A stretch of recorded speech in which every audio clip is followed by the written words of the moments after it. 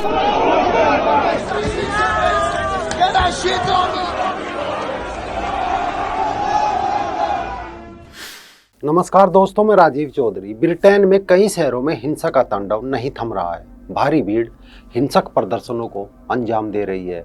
भीड़ पुलिस पर बम गोले तक बरसा रही है और सुरक्षा बलों का दस्ता अपने कदम पीछे खींचने को मजबूर है। ब्रिटेन की तस्वीरों को देखकर आपको लगेगा मानो दुनिया का कोई सुपर पावर नहीं बल्कि सीरिया, सोमालिया, युगांडा जैसी कोई कंट्री है। जो ब्रिटेन एक ज़माने में दुनिया के सबसे बड़े इलाके पर हुकूमत करता था, उस समय पूरी दुनिया में इनका डर और दबदबा था, लेकिन आज ये अंग्रेज अपने ही देश में मौजूद कट्टरपंथियों से डरे हुए और घबराए हुए हैं।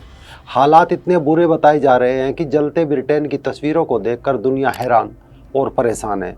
जिस ब्रिटेन में बसना लोगों का सपना हुआ करता था, लेकिन ब्रिटेन की ड्रीम सिटी अब दंगा सिटी बन गई है। या कहो कुछ कट्टरपंथी जमातों की वजह से ताकतवर ब्रिटेन की प्रतिष्ठा खाक में मिल गई है।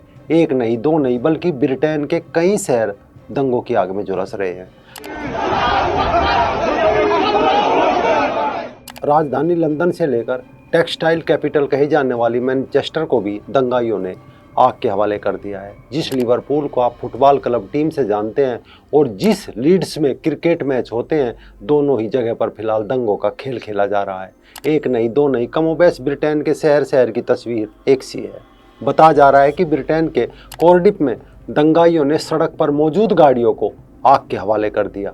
महंगी महंगी कार धधक धधक कर जल रही है। वो भी एक नहीं, दो नहीं, कई कार आग में जलकर खाक होने की कगार पर है। और जो अपनी कार को यहाँ से बचाकर भागने की कोशिश कर रहे हैं, भीड़ उनकी कार की बोनट पर भी चढ़ जाती है और कार पर लात घूंसे चलाकर शीशे को तोड़ने लगती है। ब्रिटेन के हुल में ऐसा हाल ही में एक नहीं कई दुकानों पर किया गया है। कुछ दिन पहले तक जहां बाजार चकाचौंध दमक रहे थे, वहां धुएं का गुब्बार आसमान में तैर रहा है। कहीं दुकानें जली नजर आ रही है तो कहीं गाड़ियां जलकर खाक हो चुकी है। दुनिया में कानून व्यवस्था की मिसाल माने जाने वाला ब्रिटेन में पूरी कोशिश के बाद भी कई इलाकों में हालात आउट ऑफ कंट्रोल है। ऐसा लग रहा है मानो ये आग अभी तो कुछ शहरों तक सीमित है, लेकिन जल्द ही पूरे ब्रिटेन को अपनी चपेट में ले लेगी। ब्रिटेन की सरकारें भारत और दूसरे देशों को सांप्रदायिक मामलों पर ज्ञान दिया करती थी। आज उसी ब्रिटेन में सांप्रदायिक दंगे हो रहे हैं। ब्रिटेन के मूल निवासी अब कट्टरपंथियों से इतने परेशान हैं कि उन्हें ब्रिटेन से बाहर भेजने के लिए सड़कों पर उतर आए हैं। बाकायदा रैली निकाली जा रही है जिसमें इस्लाम विरोधी नारे लगाए जा रहे हैं। ब्रिटेन की सड़कों पर एक तरफ जहां अल्लाह अकबर की नारेबाजी हो रही है तो दूसरी तरफ गो बैक पाकी के नारे बुलंद हो रहे हैं। ब्रिटेन में 3 छोटी बच्चियों की मौत के बाद फैली एक अफवाह ने हिंसा की आग में पेट्रोल डाल दिया है। वहाँ सोशल मीडिया पर अफवाह फैली कि संदिग्ध चाकूबाज आरोपी एक मुस्लिम युवक है। इसके बाद ब्रिटेन में स्थानीय अंग्रेज और आप्रवासी इस्लामिक कट्टरपंथियों के बीच झड़प शुरू हो गई। पुलिस ने मस्जिदों को अपनी सुरक्षा बढ़ाने की सलाह तक दी है और पुलिस ने अतिरिक्त अधिकारियों के साथ अपनी मुस्तैदी भी बढ़ा दी है। लेकिन स्थानीय लोगों का गुस्सा शांत होने का नाम नहीं ले रहा है। पुलिस प्रदर्शनकारियों को रोकने की कोशिश तो कर रही है, तो प्रदर्शनकारियों की भीड़ भी बेखौफ होकर पुलिस पर ही जूते और सामान फेंक रही है।